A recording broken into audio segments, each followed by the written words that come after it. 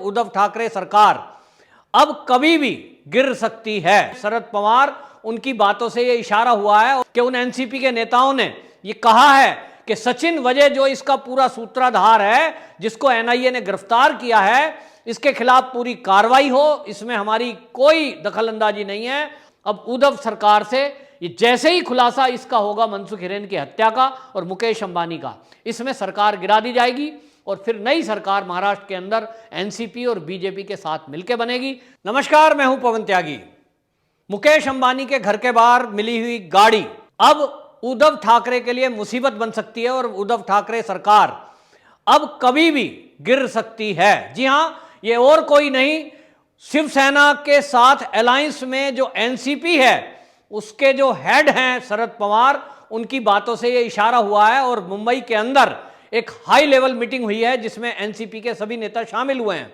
और आपको बताएं कि उन एनसीपी के नेताओं ने ये कहा है कि सचिन वजह जो इसका पूरा सूत्रधार है, जिसको एनआईए ने गिरफ्तार किया है, इसके खिलाफ पूरी कार्रवाई हो, इसमें हमारी कोई दखलंदाजी नहीं है और जो भी दोषी हों उसके खिलाफ कार्रवाई होनी चाहिए। अब यदि ये कार्रवाई होती है तो यह निश्चित रूप से है कि इसमें शिवसेना के कुछ नेताओं के नाम का खुलासा होगा, क्योंकि ऐसा माना जा रहा है कि जो मनसुख हिरेन की हत्या हुई है वो एक निर्दोष उद्योगपति था और उसकी हत्या केवल इसलिए कर दी जाती है क्योंकि वो सचिन वजह के इशारों पर नहीं चल रहा था। और इस तरह की कई हत्या मुंबई में पिछले दिनों हुई है। इन सभी हत्याओं के पीछे सचिन वजह का नाम दिखाई देता है। और जिस तरह से अर्नब गोस्वामी को लेकर के फर्जी टीआरपी केस में फर्जी एफआईआर की गई और उस समय रिपब्लिक भारत के अर्नब गोस्वामी को गिरफ्तार किया गया, तब भी सचिन वजह ही सामने आया था। और सुशांत सिंह राजपूत के मुद्दे पर भी सचिन वजह ही सामने आ रहा था। तो इन सब बातों को लेकर उद्धव सरकार कटघरे में है और घेरे में आने के कारण पूरी सरकार की किरकिरी हो रही है। ऐसे में एनसीपी अब अपने पैर बचाने के लिए कि इन सब मामलों से हमारा कोई लेना देना नहीं है, इसमें अपनी छवि सुधारने के लिए कभी भी इस सरकार से वो अपना समर्थन वापस ले सकती है।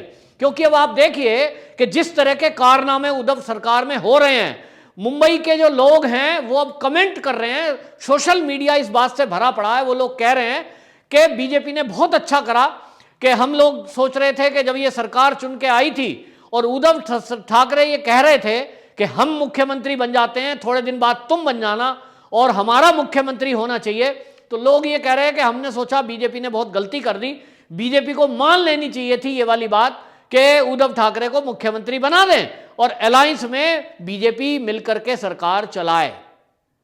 लेकिन अब मुंबई के लोग और महाराष्ट्र के लोग कह रहे हैं कि हम लोग गलत थे, बीजेपी सही थी। बीजेपी का जो निर्णय था कि उद्धव ठाकरे को मुख्यमंत्री ना बनाकर उन्होंने बहुत अच्छा किया, क्योंकि जो कारनामे हम देख रहे हैं उद्धव ठाकरे के, उससे लग रहा है कि ये और कोई नहीं, केवल और केवल पैसा कमाने के लिए और कांग्रेस के इशारे पर काम करने के लिए, केवल गुंडागर्दी और गुंडों को बढ़ावा देने के लिए ये सरकार काम कर रही है। और ऐसे में अब लोग कह रहे हैं कि ये वास्तव में सरकार अब गिरनी चाहिए। और इसीलिए आपको बताऊं कि एनसीपी के नेताओं से पत्रकारों ने जब ये सवाल पूछा कि क्या इस समय इस कंडीशन में जब एक पुलिस का अधिकारी भी अपराधी हो जाए और किसी इतने बड़े अपराध में लिप्त हो कि आप देखिए कि देश के एक बड़े उद्योगपति को मारने की साजिश की जाए, एक आतंकवादी से तार जुड़ते दिखाई दें और सीधे सीधे पहली हत्याओं में कोई सबूत नहीं है, लेकिन मनसुख हिरेन की हत्या के सबूत सामने आ रहे हैं। सीडीआर से यह खुलासा हो रहा है, टेलीफोन रिकॉर्डिंग से, कि टेलीफोन की जो लोकेशन है उससे यह खुलासा हो रहा है कि मनसुख हिरेन से सचिन वजह लगातार संपर्क में थे और कोई शिवसेना का बड़ा नेता भी संपर्क में था।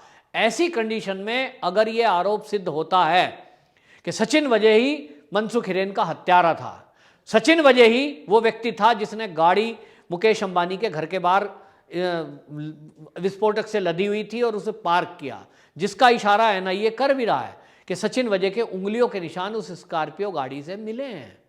इसका मतलब यदि सचिन वजह ही वो व्यक्ति था और जिसको लगातार उद्धव ठाकरे और संजय राउत उसके वकील बनकर के उसकी पैरवी कर रहे हैं, उसको कह रहे थे ये बहुत तेज तर्रार, ईमानदार, ऐसा पुलिस अफसर है, इसके खिलाफ क्यों हल्ला कर रही है बीजेपी।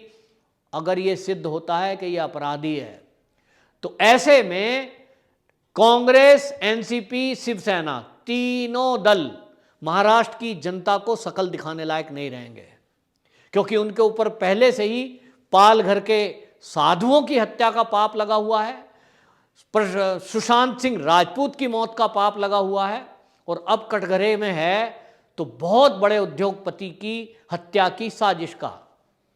और ऐसे में यदि शिवसेना का प्रवक्ता रहा सचिन वजे, और इस समय उद्धव ठाकरे का पसंदीदा अफसर, जिस सब इंस्पेक्टर को इन्होंने सीआईयू का हेड बनाया, ऐसा व्यक्ति यदि किसी साजिश में, किसी अपराध में, किसी आतंकी संगठन के संरक्षण में, उनसे लिंक में पाया जाता है, तो ऐसे में तीनों दलों को मुंह दिखाने के लायक नहीं रहेगा। और इसलिए शायद एनसीपी ने मन बना लिया है कि अपनी छवि ठीक करने के लिए हम समय रहते उद्धव सरकार से समर्थन वापस ले लेंगे और जनता के बीच में जाके कहेंगे, देखो जी, हम तो अपराध के साथ नहीं थे और ना हम अपराधियों के साथ हैं। उद्धव ठाकरे के कुछ शिवसेना के नेता कुछ मिले हुए थे, अब उनको सजा होनी चाहिए और इसके लिए हम सरकार को गिराते हैं। और आपको बताएं कि गृह मंत्री इस समय जो है महाराष्ट्र के, वो एनसीपी से हैं। और जितनी चीजें अब तक खुल के सामने आई हैं, जिस तरह से देवेंद्र फडणवीस बीजेपी के हैं और वो पूर्व सीएम रहे हैं, तो सीएम रहे हैं महाराष्ट्र के, उनके पास जो जानकारियां आ रही हैं, जिसको लेकर संजय राउत ने एक टिप्पणी की थी कि पुलिस से पहले कुछ जानकारियां वो विपक्ष को जा रही है, ये एक गंभीर मुद्दा है। ये संजय राउत ने इशारा किया था और एक तरह से सीधे सीधे आरोप लगाया था महाराष्ट्र के गृह मंत्री पर, और महाराष्ट्र के गृह मंत्री पर लगाने का मतलब है सीधा सीधा शरद पवार पर। तो शरद पवार पर सवाल खड़ा किया संजय राउत ने कि ये कहीं ना कहीं लीक कर रहे हैं। इसका मतलब सरकार के लिए अच्छी बात नहीं है। मतलब वो समझ रहे हैं कि अब बीजेपी और एनसीपी कहीं ना कहीं मिल चुकी है आपस में, और इसीलिए देवेंद्र फडणवीस के जरिए गृह मंत्री ने यह खुलासा करने के लिए हिंट एक तरह से दिया है। आपको बताएं कि सीडीआर का खुलासा होना, गाड़ी कौन लेके गया इसका खुलासा होना, मनसुख हिरेन की हत्या में शिवसेना का नेता भी शामिल है, सचिन वजे भी शामिल है, इस तरह से जो आरोप देवेंद्र फडणवीस ने खुलकर लगाए थे, और उसके लिए बहुत मजबूती से विधानसभा के अंदर प्रदर्शन भी किया था और बात भी रखी थी। और जितनी मजबूती के साथ देवेंद्र फडणवीस ने वो बातें रखी कॉन्फिडेंस के साथ, उससे लग रहा था कि देवेंद्र फडणवीस के पास पुख्ता और पक्की जानकारी है। और इसलिए अब शिवसेना को यह लग गया है कि यह जानकारी और कोई नहीं, एनसीपी के गृह मंत्री हैं जो इस समय महाराष्ट्र के, उन्होंने ही ये जानकारी प्रोवाइड बीजेपी को कराई है।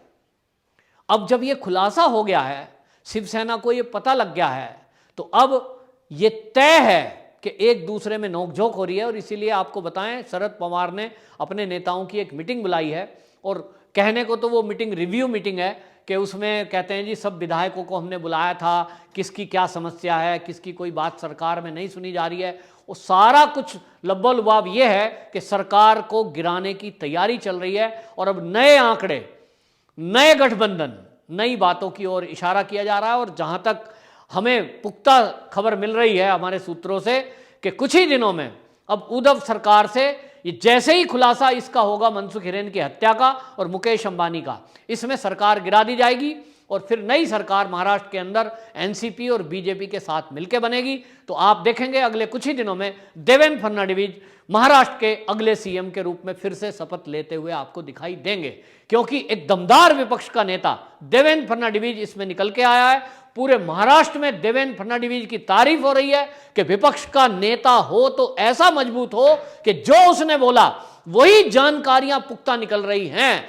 क्योंकि आप समझिए, देवेंद्र फडणवीस अगर सदन के अंदर खड़े होकर ये कहते हैं और मीडिया में प्रेस कॉन्फ्रेंस करके ये दावे से कहते हैं कि मैं दावा करता हूं कि सचिन वजे इसके लिए जिम्मेदार है, तो आज एनआईए की जांच में भी यह खुलासा हो गया है कि जो स्कॉर्पियो विस्फोटक से भरी हुई मुकेश अंबानी के घर के बाहर मिली, उसके अंदर जो उंगलियों के निशान मिले हैं फोरेंसिक जांच में, वो सचिन वजे के हैं, जो ये बताता है कि सचिन वजय इस गाड़ी से जुड़ा हुआ है। झूठ फैला रहा था कि यह गाड़ी मनसुख हिरेन की है, जबकि 4 महीने से यह गाड़ी इसी के पास थी।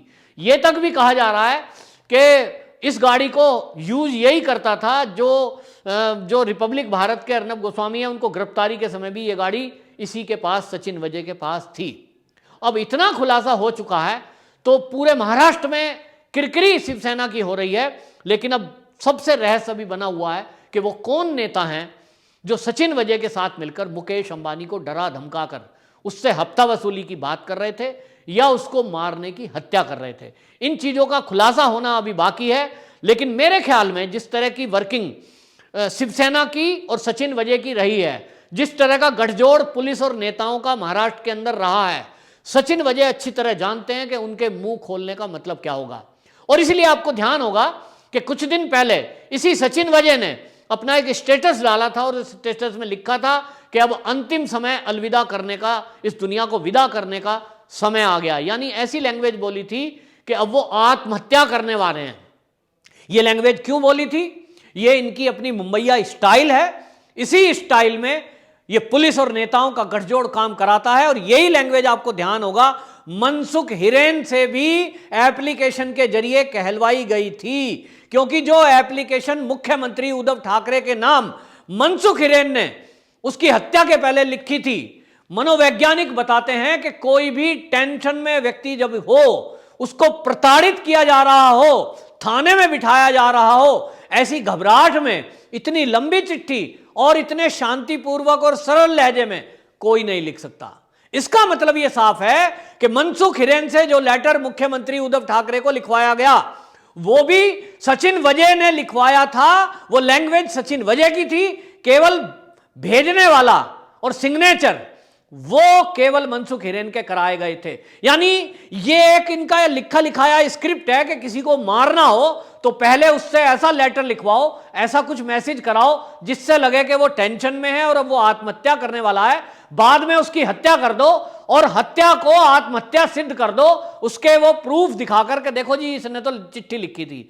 ठीक इसी पैटर्न पर शायद जो पीछे इसके गिरोह है, क्योंकि ये बहुत गहरी साजिश है, छोटी मोटी बात नहीं है कि मुकेश अंबानी की हत्या की साजिश, ये बहुत बड़ी साजिश है। और इसीलिए एनआईए इसकी जांच में कूदा है, इसकी गंभीरता को समझते हुए। तो ये बहुत बड़े लोग, बहुत बड़ा नाम किन्हीं नेताओं का सचिन वजय छुपा रहे हैं और उनको छुपाने के लिए ये कहा जा रहा है या डराया और धमकाया गया होगा।